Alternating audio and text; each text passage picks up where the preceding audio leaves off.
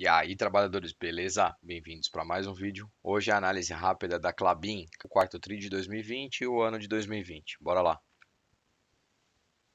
Antes, aquele aviso, esse conteúdo tem caráter 100% educativo, não envolve nenhuma recomendação de compra, venda ou manutenção do ativo, e o investidor deve levar em consideração seu perfil de risco e fazer uma análise mais aprofundada do ativo. Falando um pouco da Klabin, então ela tem o ticker 3, ticker 4 e ticker 11, então ela tem as ações ON, PN e Unity. Ela foi fundada há 122 anos atrás. Ela já tem 24 anos de listagem na bolsa, então é uma empresa perene, uma empresa já antiga. Ela é do setor de papel e celulose. Para quem não sabe, a Klabin ela planta a sua árvore, ela tem florestas, ela colhe as próprias matérias-primas que ela planta e ela transforma em celulose, papel e também tem produtos acabados como embalagem. Para quem não sabe, trabalhei como engenheiro de embalagem em algumas empresas multinacionais que passei e tive uma boa experiência aí com a Klabin, até consegui fazer uma visita nela junto com alguns amigos da área. Então, acabei dormindo literalmente 3 dias dentro da Klabin, né? Ela tem um hotel lá dentro da Klabin, onde elas recebem os fornecedores. E aí acabei fazendo a visita nas fábricas, andei do teleférico, conheci desde do centro de pesquisa, fui visitar a Puma, entrei dentro da linha. É sensacional a empresa, assim, olhando pelo lado de projetos, produção, meio ambiente, parte de sociedade, tem funcionários que moram dentro da Klabin. Então a estrutura dela é sensacional. Mas agora vamos voltar aqui para a gente olhar com o perfil de investidor, não o perfil de cliente ou consumidor. Então a característica dela, ela é a maior produtora e exportadora de papéis do Brasil. Ela é a líder na produção de papéis, cartão e outros. Então ela vende papel aí para todas as frentes, né? Uma empresa perene, né? Um setor perene, pois a gente não vai parar de consumir aí a parte de papel, ela vem brigando frente aos plásticos para tentar roubar o mercado de plástico, pensando muito para o lado da sustentabilidade. Também tem um lado que ela vende, né, para todo tipo de embalagem que a gente tem de mercado, desde a caixa de embarque, que é aquela caixa de papelão ondulado, até as partes de papel cartão, que são as embalagens mais premiums. Ela vende também o fluff, que é utilizado para produzir fraldas. Ela tem 0,95% do Ibovespa, ela é do segmento de listagem nível 2, ela tem tag along de 100% nos três tipos de ações, ON, PN e Unity. Ela tem um free float de 33,8% nas ONs e 68,1% nas PNs. Então, sócios majoritários com 45% das ONs são familiares da Klabin, Klabins Irmãos e Companhia, e o BNDES tem uma fatia bem pequena aqui dele, do governo, que não influencia em cima da empresa, não é igual às empresas que são dependentes do governo, ela não é dependente do governo. E a avaliação dela dos funcionários da Glassdoor é de 4,1 de 5, é uma nota bem boa. Então, bora lá para a análise dos resultados. Então, trabalhadores, bora aqui para o resultado da Klabin, o quarto TRI de 2020 e a finalização do ano de 2020. Quando a gente olha aqui os destaques, né, ela traz aqui o EBITDA ajustado, então como a gente já sabe, a Klabin é uma empresa de uma maneira de analisar diferentemente das outras aí que a gente olha, fica focado mais no lucro líquido. Como ela tem todo o efeito não caixa, né, dentro da depreciação, amortização e outros pontos, a gente tem que focar aqui, olhar o EBITDA ajustado dela. Então, por isso que ela até traz o EBITDA ajustado aqui de cara. Então, excluindo os efeitos não recorrentes, né, que seria o EBITDA ajustado, ela atingiu 1,1 bilhão de reais no quarto tri de 2020 e 4,7 bilhões no ano de 2020. Quando a gente olha aqui o crescimento dela, né, ela cresceu 15% contra o quarto tri de 2019 e cresceu 27% contra o ano de 2019. Então ela teve um crescimento bem expressivo, é um resultado bem bom aqui olhando essa parte. Quando a gente olha a receita líquida dela, ela cresceu 22% em relação ao quarto tri de 2019, com 3,3 bilhões de reais aproximadamente. O fluxo de caixa livre ajustado dela ficou em 1,1 bilhões. E quando a gente olha o ROIC dela, ela ficou com 15,7% no quarto tri de 2020, utilizando aqui os últimos 12 meses, versus os 11,2% do quarto tri de 2019. Mais para frente eu vou mostrar para vocês. E aqui falando dos ativos de IP dele, né, que seria a International Paper, que é a empresa que ela adquiriu, já no primeiro trimestre de operação dela, ela teve uma receita adicional de 250 milhões de reais e um aumento do volume de venda de 68 mil toneladas. Então ela também traz aqui o ponto da Dow Jones Sustainability Index, que é um índice focado para as empresas de sustentabilidade. A Klabin, ela é uma empresa muito sustentável, né? Ela é muito forte nessa frente. Apesar do olhar de ter que derrubar a árvore para a fabricação do papel, A Klabin, ela produz a sua própria floresta, trabalha todo com reflorestamento. Eu tive a oportunidade, né, como eu já disse anteriormente, de visitar lá dentro da empresa e ficar 3 dias dentro da empresa. Eu consegui ver o laboratório de pesquisa, onde eles desenvolvem novas mudas, que têm um crescimento melhor, anti-pragas, tem toda a tecnologia, né, para fazer esse reflorestamento sem ter um impacto ambiental, um impacto mínimo possível. Ela tem todo o tratamento de energia, tratamento de água, para não desperdiçar água da maneira equivocada. Então, é uma empresa bem focada para esse lado de sustentabilidade, ESG. Ela tem também matéria-prima um FSC. Ela tem toda essa parte de sustentabilidade. Outro ponto relevante aqui são as obras da Puma 2, que está com 78% concluído da primeira fase do projeto. Então é um ponto bem interessante, pois essa fábrica aí vai ajudar ela a dar uma alavancada maior ainda nas suas vendas e volume de produção. Então, olhando os resultados aqui do quarto TRI, a receita líquida, né, veio com crescimento de 22%, comparando com o TRI de 2019. Então, a gente olha o volume de vendas em 1.000 toneladas aqui, ela cresceu 2% do quarto TRI de 19 versus 20. A receita líquida cresceu 22% e o EBITDA ajustado cresceu 36%. Quando a gente olha o resultado do ano, ela teve um crescimento aqui no volume de vendas de 7%, é um crescimento bem expressivo. A receita líquida dela cresceu 16% e o EBITDA ajustado cresceu 14%. Olhando para os destaques, focado na celulose, ela trouxe aqui que ela fez uma produção de 1.545 mil toneladas em 2020, que é o mesmo patamar de 19. Então, apesar de olhar aqui em porcentagem uma queda de 22%, em volume ela fez a mesma produção de celulose. Isso dá muita diferença em relação à fibra longa e ao fluff versus a fibra curta, tá? Para quem não sabe, ela produz aí o próprio pinus, que é uma das madeiras para fabricação, e o pinheiro mesmo, o eucalipto, para ela fazer a fabricação também do papel. O custo de caixa de produção aqui, reais por toneladas, esse é um ponto interessante. Então, do ano de 2019 versus o ano de 2020, ela teve uma redução aqui no custo de 1%. Então, isso também é bom, né? Ela tem uma produção já totalmente enxuta, onde ela já faz todos os controles. Quando ela consegue ainda derrubar mais 1% aqui no custo, quer dizer que ela teve uma melhora na eficiência. Quando a gente olha o papel ondulado, então ela teve um crescimento de 50% no volume de vendas e 61% na receita líquida em comparação ao 4 de 2019. Quando a gente olha para o volume de vendas Klabin como um todo, ela teve um crescimento de 50% e a receita líquida de 61%. Então vamos entrar aqui no ponto, né, que é bem crucial aqui para a análise da Klabin, que é a parte de dívida líquida e alavancagem, para a gente entender se ela está controlada com esse ponto. Então ela vem aqui com constante ciclo de investimento, então focado na Puma 2, então ela tem gastos, né? A dívida dela é alta muito para esse investimento. E ela também coloca que ela está dentro dos parâmetros de política de endividamento financeiro da companhia. Então ela falando aqui da posição dela no final do ano, aí 31 do 12, a dívida líquida dela ficou na casa dos 20 bilhões de reais aproximadamente. E aí a Klabin fecha a dívida sobre a EBITDA de 4 vezes. Olhando o cronograma de amortização, então, quando a gente olha aqui, ó, o prazo médio da dívida em meses, em 2016 era de 43 meses. Agora, em 2020, é de 116 meses. Isso representa que a gestão está fazendo um bom trabalho em cima da dívida.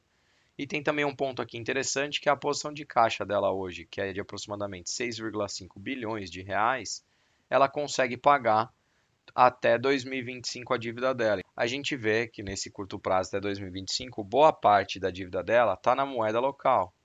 Porém, na moeda estrangeira, ela está a dívida maior de 2026 para frente. Isso é preocupante também, porque ela depende muito aí da variação cambial. A gente vai ver que um grande hit que teve aí no impacto dela desse ano foi essa variação cambial que teve no ano, aí aproximadamente cresceu em torno de 30% a valorização do dólar frente ao real. A gente vem aqui direto para o fluxo de caixa livre ajustado, ela terminou em 2020 com 4,4 bilhões versus 1,4 bilhões de 2019. Então ela veio fazendo aí um excelente trabalho. Quando a gente olha o ROIC, que é o retorno sobre o investimento de capital dela, esse é um ponto bem interessante também, que mais para frente eu vou mostrar aqui qual que é o index, né? Qual que é a taxa que está as dívidas dela. E ela traz aqui que ela consegue ter um retorno sobre o capital investido de 15,7%.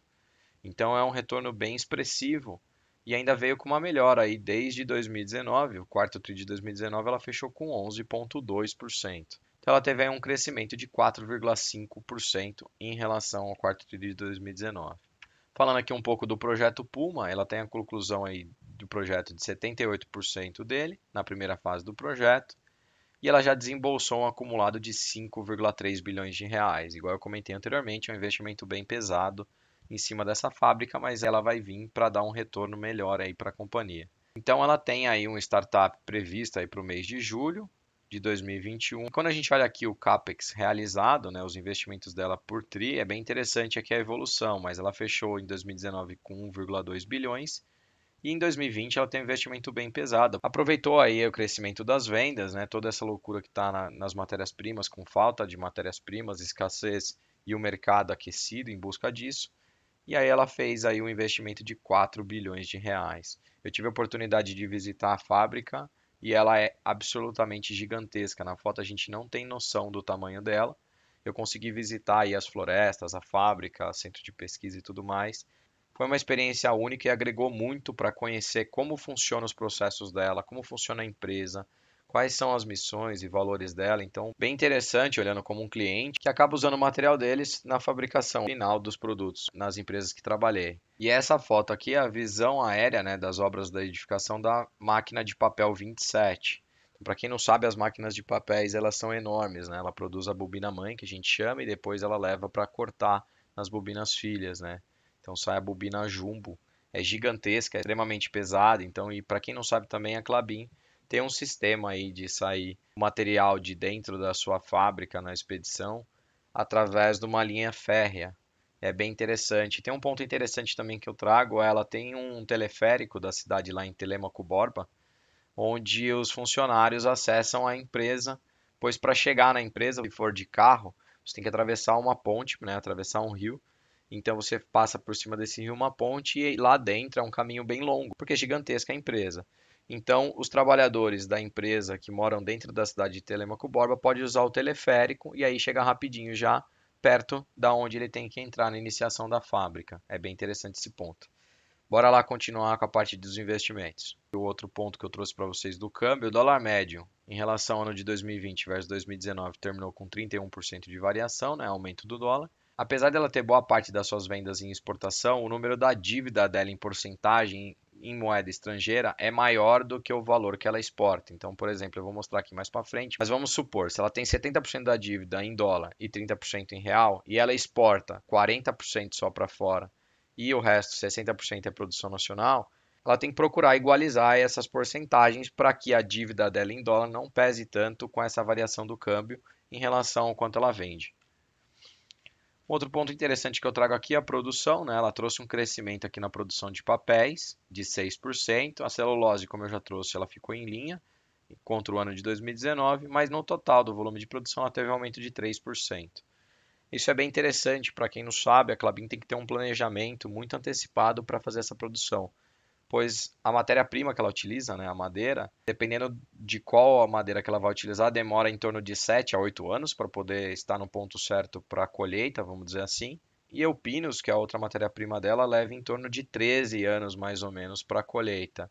Então, ela tem que ter um planejamento muito forte desde a plantação da floresta dela, reconstrução da floresta para poder enxergar anos para frente aí como é que vai ser o volume de produção dela. Então eu trago aqui um ponto também interessante que é a composição do custo aqui da caixa, né, olhando para o lado da celulose, que ela trouxe aqui um decréscimo, né, no custo da caixa, que é bem interessante. Então antes ela gastava 185 dólares por tonelada e agora ela gasta 140 dólares por tonelada no ano de 2020. Então ela teve uma redução bem boa. Um ponto interessante aqui que vale colocar é a energia que vem sempre negativa. Isso por quê? Porque a Klabin consegue produzir a própria energia, a sobra da casca ali da madeira, que ela não utiliza para o processo de fabricação do papel. Ela faz a combustão dessa matéria-prima que seria descartada, vamos dizer assim, e com isso ela gera energia para o próprio consumo e ainda devolve energia para a rede elétrica da região. Então isso é bem interessante. Olhando um pouco do endividamento e aplicação financeira, então eu trago aqui para vocês que o endividamento dela, que está bem elevado, né? Quando a gente olha lá 4 vezes e meio EBITDA, ele assusta, casa ali dos 26 bilhões de reais, é uma dívida expressiva. Mas quando a gente olha aqui o total, né, do curto prazo da dívida dela é de 3% no fechamento de dezembro de 2020 e a de longo prazo de 97%. Ela tem tempo aí para conseguir diminuir essa dívida até ela chegar nos patamares ideais. E aqui eu trago para vocês também a porcentagem, né? O total da moeda local da dívida dela é de 21% versus o total da moeda estrangeira de aproximadamente 80%. E aqui eu trago para vocês o index, né, utilizado aí para a dívida dela, é um ponto bem interessante. Então, na moeda local, no quarto tri de 2020, ela fechou com uma dívida na casa de 4,3% ao ano. E no custo da moeda estrangeira de 4,7% ao ano. Então, um índice bem bom, olhando aí em cima do ROIC dela, né, que ela trouxe aquele retorno sobre o capital investido de 15,7%. Então, ela paga uma dívida no valor aproximadamente aqui de 4 a 5% ao ano e ela traz um retorno de 15,7%. Então, ela está fazendo um trabalho excelente em cima disso. E um outro trabalho excelente que a gente consegue observar é que do quarto tri de 2019, a dívida dela estava na casa de 5 a 6% ao ano. Ela conseguiu reduzir isso. E um outro ponto aqui forte em cima da dívida é que ela aumentou o prazo da dívida. Ela saiu de 96 para 116 meses. E ela consegue essas taxas aqui bem boas por ela levar em consideração uma empresa de mais de 100 anos aí de produção. Então ela é famosa, né, por quitar suas dívidas e honrar com as suas dívidas. Então isso também traz a credibilidade dela. Então olhando aqui o fluxo de caixa livre, o EBITDA ajustado dela ficou na casa aí de aproximadamente 5 bilhões de reais. Tem o Capex que consome muito dessa parte dela, que é a parte de investimento da Puma, né? A gente já viu que no ano de 2020, 4 milhões foi só para a Puma 2, e o fluxo de caixa livre ajustado ficou na casa de 4,4 bilhões de reais.